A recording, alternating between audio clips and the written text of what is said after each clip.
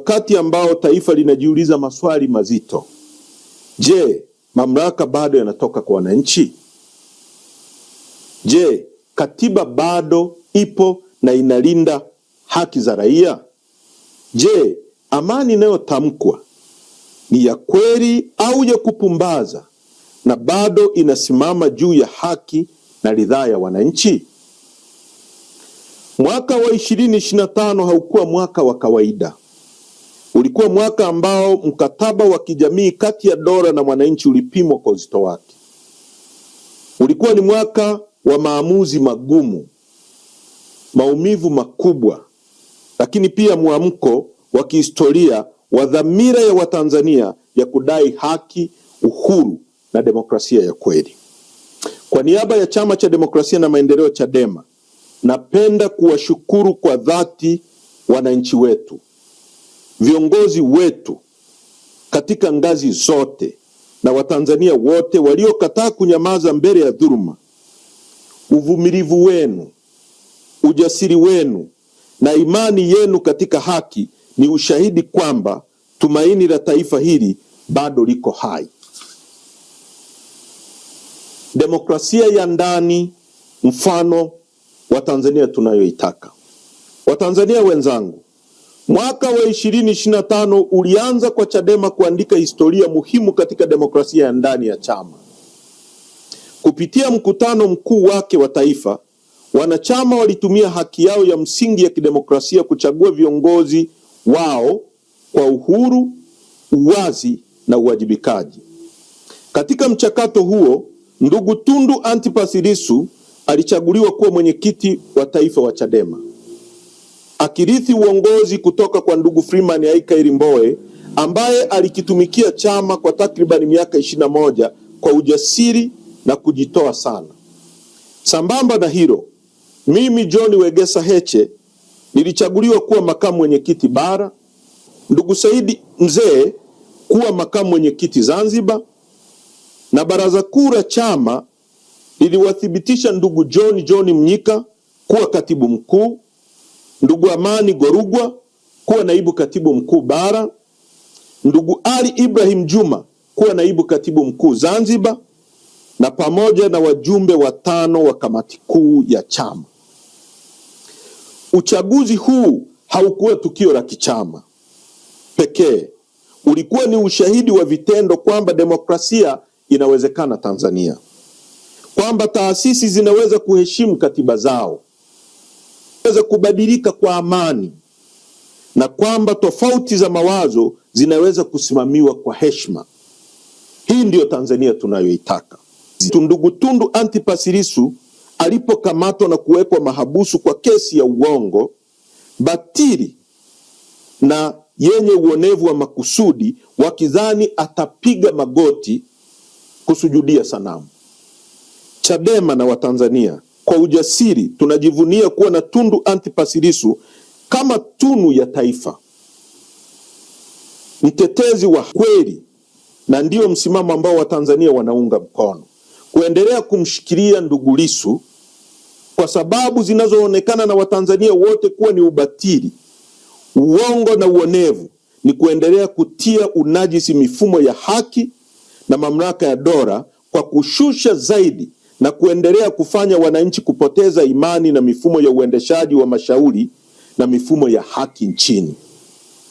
Hata hivyo, watesabu ili ing'ae, ili iendelee kung'aa, na thamani ya Tundu Lissu anaendelea kuwa dhahabu inayoendelea kuongezeka thamani, pia ni tunu ya taifa hili katika mapambano ya kudai utawala wa demokrasia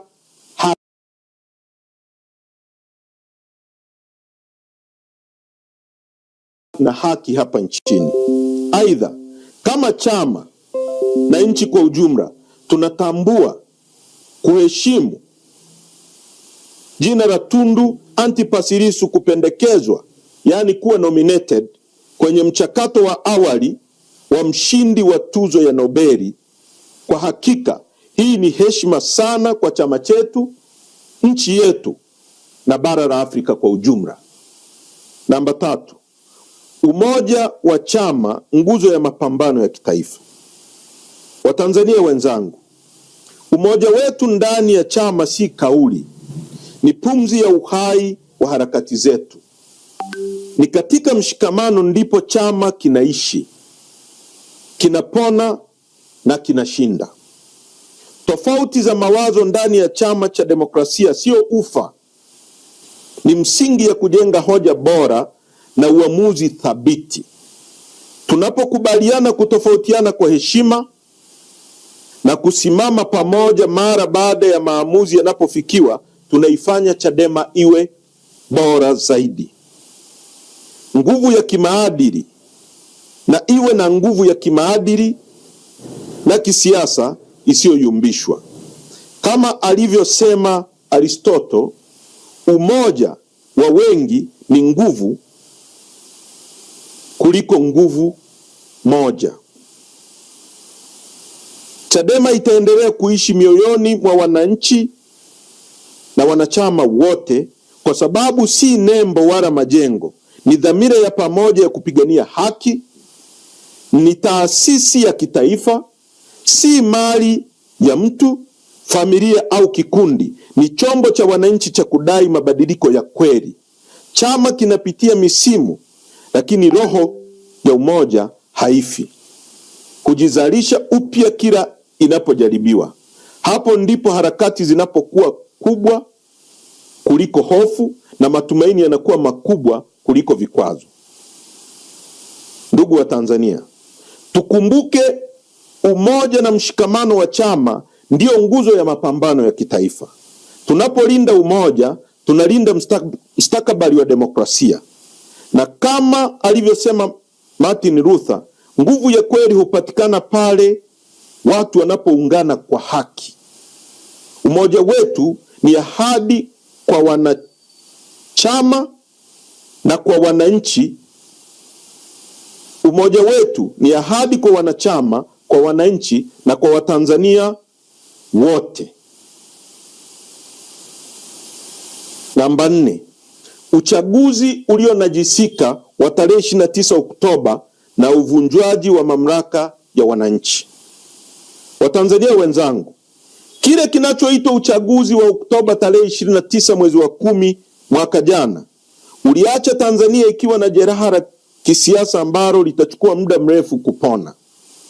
Tulishuhudia matumizi mabaya ya vyombo vya dola, ofisi ya msajili wa vyama vya siasa na mahakama dhidi ya wakosoaji wa serikali, wanaharakati na wapinzani wa kisiasa, hususan Chadema.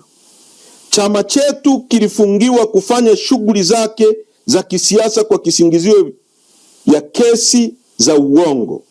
Mwenyekiti wetu ndugu Tundu Antipas Lissu alibambikiziwa kesi nzito za kisiasa kwa lengo la kutisha na kuzima sauti ya mabadiliko. Wimbi la utekaji, utesaji na upotezaji wa raia wasiokuwa na hatia nchini, takribani Watanzania 200 walitekwa na kupoteza katika mwaka wa 2025 pekee. Kinachoitwa uchaguzi wa tarehe 29 Oktoba haukuwa uchaguzi, ulikuwa ubatilishaji wa haki ya wananchi kuchagua na kuchaguliwa. Matokeo yaliyotangazwa hayakuwa na uhalali wa kikatiba, kisheria wala kimaadili. Mkwamo wa kisiasa tulionao leo ni zao la mifumo dhaifu ya uchaguzi iliyoshindwa kulinda katiba ibara ya 8 inayotamkwa wazi kwamba wananchi ndio msingi wa mamlaka yote na mamlaka na madaraka yote kutoka kwa wananchi. Namba 5, no reforms, no election, sauti ya wananchi na msingi wa mageuzi ya kimfumo. Watanzania wenzangu, katika kipindi ambacho taasisi za umma zilipoteza uhalali wa kimaadili na kikatiba, Chadema ilisimama si kama chama cha siasa pekee, bali kama dhamiri hai ya wananchi waliokata tamaa na mifumo wa uchaguzi uliotekwa na nguvu za dola. Kauli ya no reforms, no election haikuwa tishio wala ukaidi. Ilikuwa ni hoja ya kifizikia ya haki. kwamba uchaguzi bila mageuzi ya kimfumo na kitaasisi si zoezi la kidemokrasia, bali ni ibada ya kuhalalisha dhuluma. Kama lilivyosisitiza tamko la kimataifa la haki za binadamu kifungu cha 21, mapenzi ya watu ndio msingi wa mamlaka ya serikali. Mapenzi hayo yaoneshwe kupitia uchaguzi huru, haki na wawazi. Bila misingi hiyo, sanduku la kura hubaki kuwa tupu. Na ndiyo maana watawala waliopo hawajachaguliwa wala hawana ridhaa ya wananchi, kwa sababu hawakuchaguliwa kwa mapenzi ya wananchi. Watanzania wenzangu, madai ya wananchi yalikuwa ya msingi na yasiyopingika. Wananchi walikuwa wanadai tume huru yenye mamlaka kamili ya kikatiba, marekebisho ya sheria kandamizi zinazonyima raia sauti, na ulinzi halisi wa haki za kisiasa na kiraia. Msimamo huu haukulenga kuvuruga amani, bali kulinda amani. Kwa sababu amani isiyo na haki ni ukimya wa makaburini. Kama alivyoonya John Laws, sheria isiyo na haki si sheria, bali ni vurugu iliyorasimishwa. Hivyo mageuzi hayakuwa hiari ya kisiasa, bali ni sharti la uhalali wa dola. Watanzania wenzangu, ni jambo la kusikitisha kwamba badala ya majadiliano ya kitaifa, mamlaka zilichukua mabavu, vitisho na nguvu kupita kiasi. Lakini historia ina tabia ya kuwakumbuka waliokataa kupiga magoti mbele ya udhalimu. Vuguvugu la no reforms, no election linabaki kuwa alama ya mwamko wa kihistoria, ushahidi kwamba wananchi waligundua ukweli wa kimsingi: bila mageuzi ya kimfumo, uchaguzi sio suluhisho, bali ni tatizo linaloendelezwa. Hapo ndipo sauti ya wananchi inapogeuka kuwa falsafa ya ukombozi wa kisiasa. Namba 6, mauaji ya halaiki na jeraha la taifa. Watanzania wenzangu, kutekwa kwa watu zaidi ya 200 na mauaji ya Watanzania zaidi ya 2000 si takwimu za kawaida. Kwa mizania ya kimataifa, hizi ni namba zinazolingana na nchi zilizoko kwenye migogoro ya silaha au vita ya wenyewe kwa wenyewe. Katika mataifa yanayojitambulisha kama ya amani na utulivu kisiasa, hata vifo 10 vya kisiasa huibua uchunguzi wa kimataifa na misukumo ya uwajibikaji. Hivyo basi, kilichotokea Tanzania kinakiuka hadhi yake kama nchi ya amani na kinaiweka katika ramani ya dunia kama taifa lililoshindwa kulinda uhai wa raia wake. Watanzania wenzangu, haya sio matukio ya kawaida ya kisiasa. Ni makosa makubwa ya ubinadamu yanayopingana na misingi ya haki za binadamu inayotambuliwa kimataifa. Ndio maana Chadema inasisitiza uchunguzi huru, unaoaminika na wenye uwakilishi wa kimataifa, kwa sababu kiwango cha madhara kimevuka uwezo wa taasisi za ndani kujihakiki zenyewe. Taifa lolote linalojali heshima ya watu wake, linalojali heshima yake duniani, haliwezi kunyamazia damu ya raia wake ikimwagika bila ukweli na uwajibikaji. Na hapa kuna ukweli mchungu kwa watawala. Damu ya raia inapomwagika bila majibu, majonzi ya familia yanapogeuka takwimu za kutisha, na kilio cha wahanga kinaponyamazishwa na dola, serikali hupoteza sio tu uhalali wake kutawala, bali pia utu wa kimaadili wa kuongoza binadamu wenzao. Tunadai haki kwa wahanga, kwa waliopoteza viungo vyao, na kwa familia zilizobaki na majonzi yasiyo na majibu. Taifa haliwezi kujengwa juu ya damu ya raia wake, na haki ikacheleweshwa kwa vigezo vya kitaifa na kimataifa. Hiyo ni haki iliyonyimwa. Namba 7, maumivu ya wananchi, demokrasia na maisha ya kila siku. Watanzania wenzangu, uchaguzi batili hauishii kwenye siasa pekee. Huingia moja kwa moja kwenye tumbo la mwananchi na heshima ya maisha yake ya kila siku. Ndiyo chanzo cha mkulima kukosa soko la mazao yake licha ya jasho lake, kijana kukosa ajira hata akiwa na elimu, mama kushindwa kulipa ada ya mtoto, na mfanyabiashara mdogo kunyimwa mtaji kwa mifumo isiyo na haki. Takwimu huonesha mwelekeo huu kwa ukali. Pale uwazi na uwajibikaji vinapodhoofika, uwekezaji hushuka na mapato ya kaya hupungua na gharama za maisha hupanda. Mizigo unaobebwa na wananchi wa kawaida, huu ni mzigo unaobebwa na wananchi wa kawaida, si watawala. Watanzania wenzangu, demokrasia ikifa, uchumi hufa. Haki ikikandamizwa, matumaini yanakufa, na hofu ikitawala, maendeleo husimama. Hizi si kauli za kisiasa pekee, bali ni ukweli unaothibitishwa na uzoefu wa mataifa mengine. Nchi zenye chaguzi huru na taasisi imara huongeza ajira, hupunguza umaskini na kuboresha huduma za jamii. Kinyume chake, pale sauti ya wananchi inaponyamazishwa, takwimu hubadilika kuwa maumivu na gharama hulipwa na mwananchi kila siku. Namba 8, mwelekeo wa Tanzania tunayoitaka. Watanzania wenzangu, tunaitaka Tanzania inayosimama juu ya katiba iliyo hai, si maandishi matupu, bali mkataba wa haki kati ya wananchi na dola. Tanzania inayotawaliwa na sheria, si matakwa ya wachache. Tanzania inayolinda haki za binadamu kama msingi wa utu, si hisani ya watawala. Tunakataa dhana potofu kwamba mamlaka huzaliwa kwa hofu. Mamlaka ya kweli hutoka kwa wananchi kwa ridhaa yao, si kutoka kwenye mtutu wa bunduki wala mihuri ya taasisi zilizotekwa na kupotoshwa.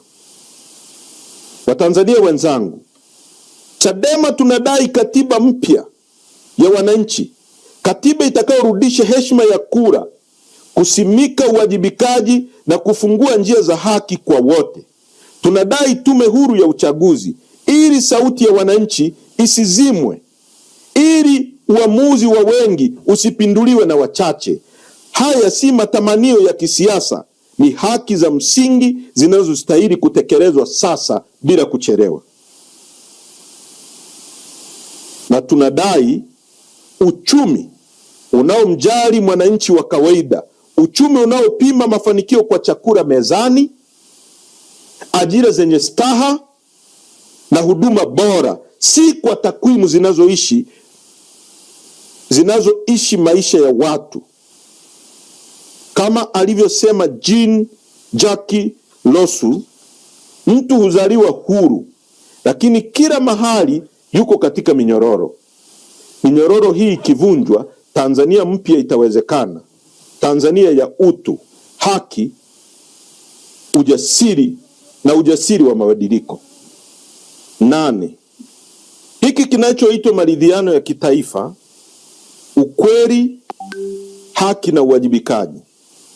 Watanzania wenzangu, ni ubatili na dharau kubwa kwa Watanzania kuyaita maridhiano sasa, katika mazingira ambapo serikali iliamua kwa makusudi kuwapuuza wananchi, vyama vya siasa, viongozi wa dini na wadau wa demokrasia juu ya hitaji ya nchi kuhusu mabadiliko, yani reforms ya mifumo ya uchaguzi. Ni wazi kabisa, hakuna maridhiano bila haki na hakuna haki bila uwajibikaji. Maridhiano yanapogeuzwa kuwa wito wa kusema songa mbele, badala ya kuamua kwa makusudi kuwapuuza wananchi juu ya madai ya msingi waliyoyatoa na tahadhari walizozitoa awali, na matokeo yake serikali na vyombo vyake vya dola vikaunajisi uchaguzi na kujitangazia matokeo batili kwa makusudi, kufanya uhalifu wa kisiasa uliopelekea mauaji ya raia na uharibifu wa mali.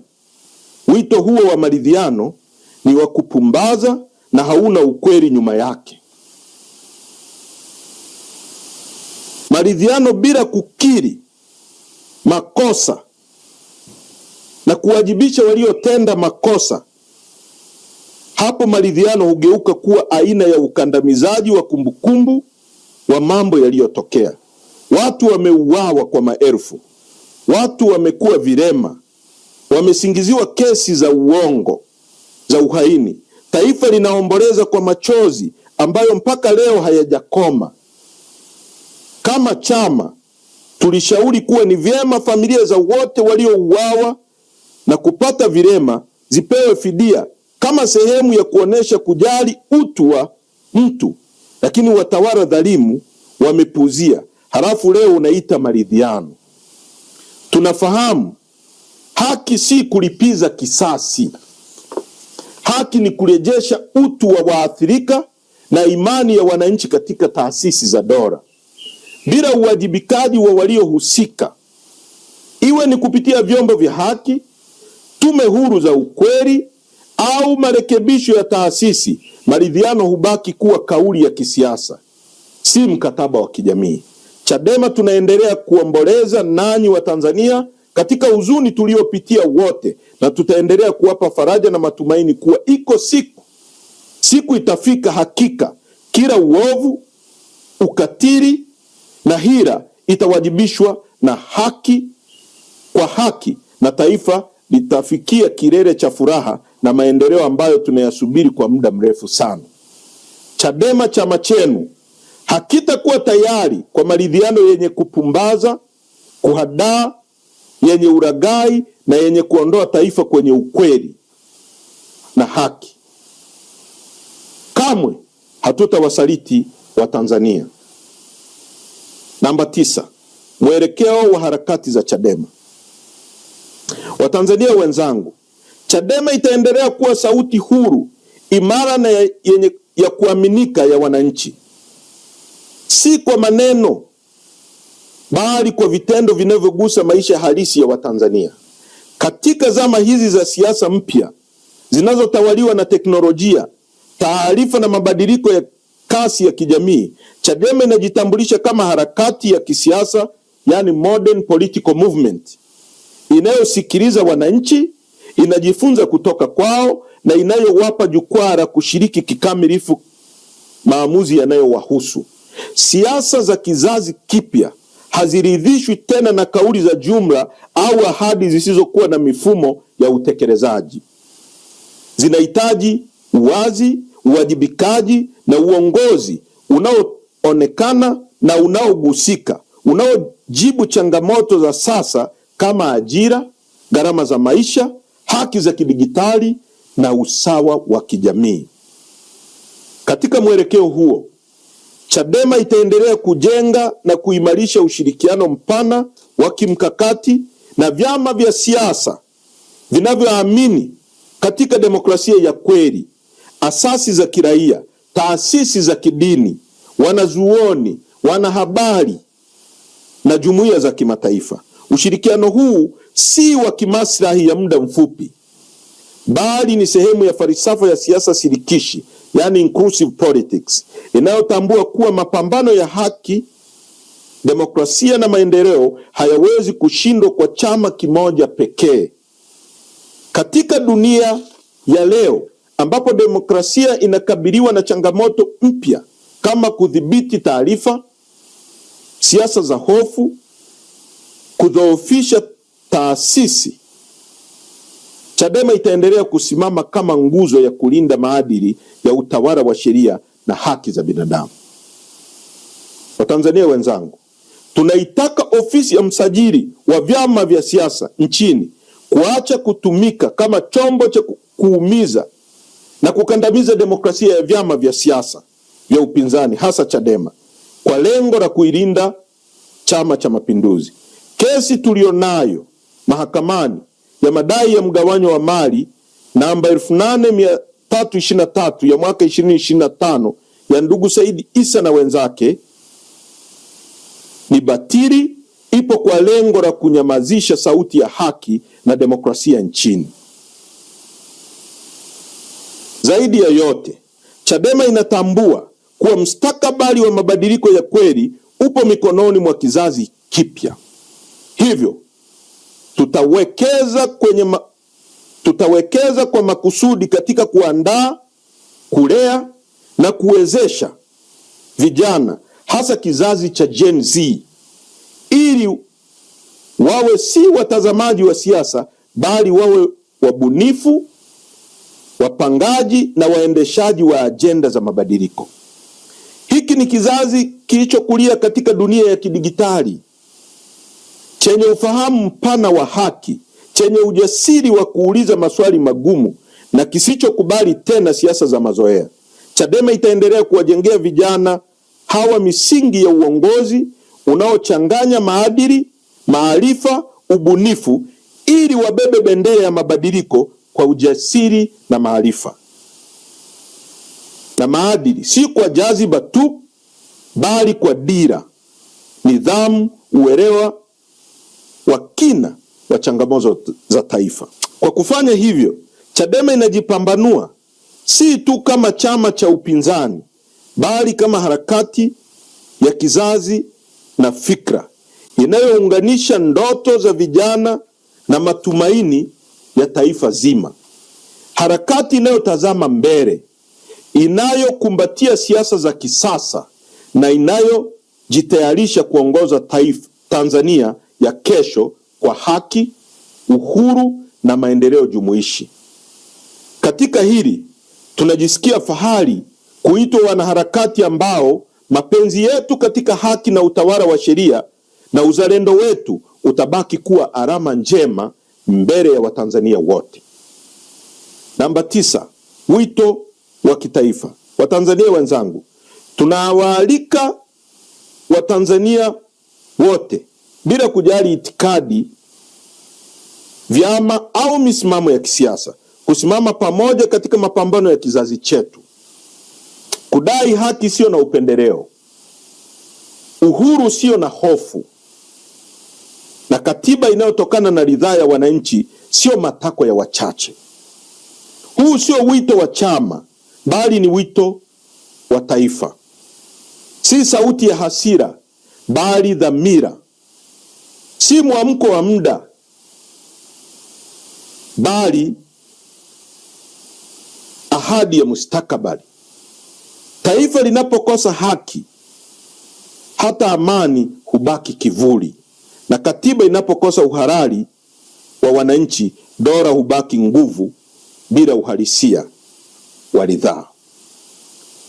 Historia itatuuliza, na itafanya hivyo bila huruma, tulisimama upande gani wakati misingi ya taifa ilipokuwa inatetereka. Kama alivyoonya Edmund Burke, the only thing necessary for the triumph of evil is for good men to do nothing. Ukimya wetu leo unaweza kuwa hatia ya kesho. Kutochukua hatua ni uamuzi wenye athari zake. Huu ni wakati wa kuchagua ujasiri badala ya hofu, ukweli badala ya urahisi, na mshikamano badala ya mgawanyiko. Tuchukue wajibu wa kizazi, tusimame kwa pamoja, tuseme kwa sauti moja, na tutende kwa hatua za kisheria na za amani, kwa sababu haki hujengwa na watu wanaokataa kunyamaza. Kama alivyosema Hannah Eldet, the most radical revolution will become a conservative the day after revolution. Hivyo mapambano yetu yasijengwe juu ya mihemko ya muda, bali juu ya misingi thabiti ya haki, uwajibikaji na heshima ya utu wa Mtanzania. Leo tunaitwa, kesho tutaulizwa. Sasa ndio wakati. Kwa umuhimu, tunaomba wanachama na Watanzania wote kuendelea kutuunga mkono na kuendelea kujiunga na Chadema kupitia mfumo wa Chadema Digital. Ni wakati sahihi sasa Watanzania tusimame, tuhesabiwe.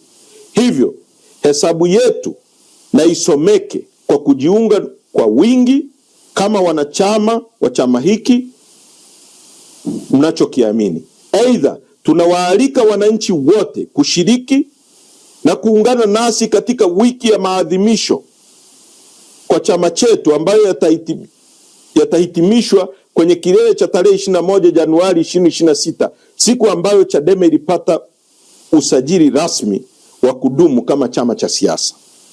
Hitimisho. Watanzania wenzangu, mwaka 2026 usiwe mwaka wa ahadi tupu, bali uwe mwanzo wa awamu mpya ya mapambano ya kikatiba, kidemokrasia na kimaadili. Mapambano yanayomrejeshea mwananchi heshima yake, sauti yake na mustakabali wake. Historia imetufundisha jambo moja lisilopingika: hakuna dola iliyokuwa kubwa kuliko haki, na hakuna nguvu iliyokuwa imara kuliko umoja wa wananchi walioamua kusimama upande wa ukweli. Tukiwa wamoja, tukijawa na ujasiri wa kusema kweli, na tukiwa na imani isiyotikisika katika haki, tutavunja ukimya wa hofu na minyororo ya udhalimu. Kama alivyosema Martin Luther, the arc of moral universe is wrong, but it bends toward justice. Huu ni wakati wetu wa kupinda huo mkunjo wa historia kwa mikono yetu wenyewe. Kwa umoja wetu, kwa ujasiri wetu, kwa imani yetu na haki, tutashinda. Sio kwa sababu ni rahisi, bali kwa sababu ni sahihi. Mungu ibariki Tanzania.